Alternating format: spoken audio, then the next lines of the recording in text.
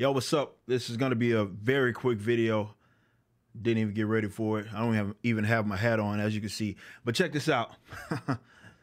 This is a gem. I tweeted this out, and I want everybody to listen to what Stan Lee has to say. And then I'm going to give you my thoughts here in a little bit. Let's take a look.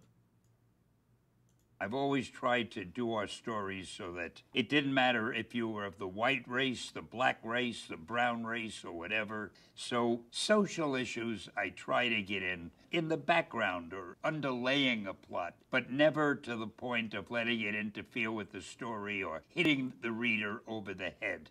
Oh, ain't that something? And then you can see this over at AMC. This is an interview that they did with the great Stan Lee. I mean, he gets it, obviously. He's the OG.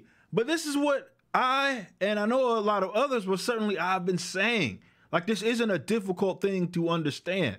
The problem with current mainstream comics, as well as comic book film, more so TV, and the crossover, is that writers it's like they're incapable of writing a story and being subtle with anything. It's blue checkmark leftism, like you see on Twitter, in show and TV form, and certainly in the comic books. They're so on the nose. Why does Captain Marvel have to tell you they're going to see this? She has to save this chick from this 7-foot misogynist and literally tell you that in the dialogue, with Nuclear Man popping up out of nowhere inexplicably. Why does West Coast Avengers have this black chick saying that, hey, I'm a black chick and a surfing champion and a small successful business owner. I'm a superhero because of that. Like, you know, type of shit. Like, that's in the dialogue. Why is that there?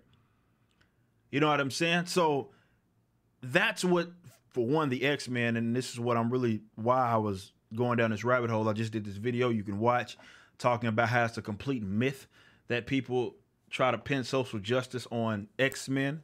You can go check that video there. I'm not going to go too much into detail with that, but this is all that we've been saying, people. It's not that comics can't be political. It's not that comics can't address certain social issues. It's saying what separates a good writer from a bad writer is they don't have to be on the nose, and something's going to have multiple metaphors and multiple interpretations of it. So you can say that's sort of like what's happening here in society. It's also something like that's happening there. And you don't have to beat the user or the reader, the consumer, over the head with it.